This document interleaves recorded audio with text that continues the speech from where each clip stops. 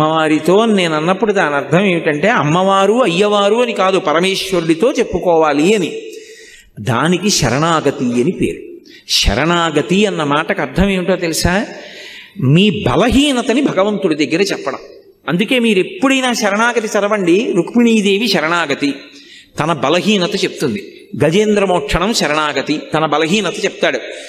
ఈశ్వర, మీరు నాకు మనస్సు ఇచ్చారు, ఇంద్రియాలు ఇచ్చారు, బలం ఇచ్చారు, బుద్ధినిచ్చారు, శాస్త్రం ఇచ్చారు, గురువునిచ్చారు, ధర్మచక్రం దాటి పనులు చెయ్యొద్దన్నారు. కానీ నా మనసు వెంపర్లాడిపోతోంది అక్కర్లేని కోరికలు తీర్చుకోమని.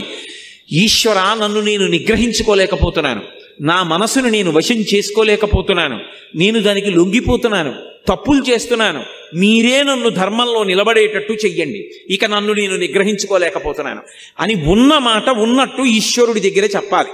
అంతేకాని ఆయన దగ్గరికి వెళ్ళి మహానటుడిలా పరమ ఉత్తముళ్ళ నిలబడకూడదు. తప్పు చేస్తే ఈశ్వరా, నిన్న తప్పు జరిగింది, ఈ తప్పు చేశాను, వేరొకసారి నా జీవితంలో ఇటువంటి తప్పు జరగకుండా, నేను ఉద్రేకం పొందకుండా నన్ను కాపాడండి అని నువ్వు చెప్పుకోవాలి. దానికి శరణాగతి అని పేరు.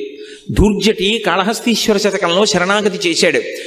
రోషీరోయదు కామినీ జనుల తారుణ్యోరు సౌఖ్యంబులన్ బాసీబాయద పుత్రమిత్రధన సంపద్భ్రాంతి వంచాలతల్ కోశీకోయదు నామనంబకట నీకున్ ప్రీతిగా సత్క్రియల్ చేసీ చేయదు దీని తుళ్ళనచవే శ్రీకాళహస్తీశ్వర అని అడిగాడు.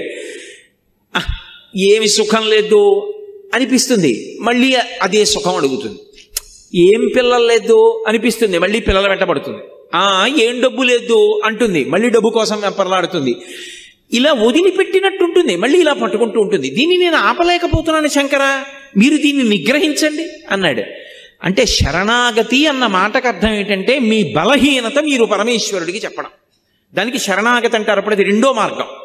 మనమే ధార్మికంగా బతకకపోతే అది భగవంతుడికి చెప్పాలి, అమ్మవారితో చెప్పాలి. వెళ్ళి అమ్మా ఇలా అవుతోంది, నన్ను నేను నిగ్రహించుకోలేకపోతున్నాను, తప్పు చేస్తున్నాను, అమ్మా నువ్వు నాకు ధర్మమునందు అనురక్తి అని ఆవిడ దగ్గర ఒప్పుకొని బలహీనత చెప్తే ఆవిడ అనుగ్రహిస్తుంది. మీరు మళ్ళీ నన్ను ప్రశ్నిస్తారు నాకు తెలుసు. అసలు కామం ఆవిడ ఇవ్వకపోతే దరిద్రం వదిలిపోయిందిగా.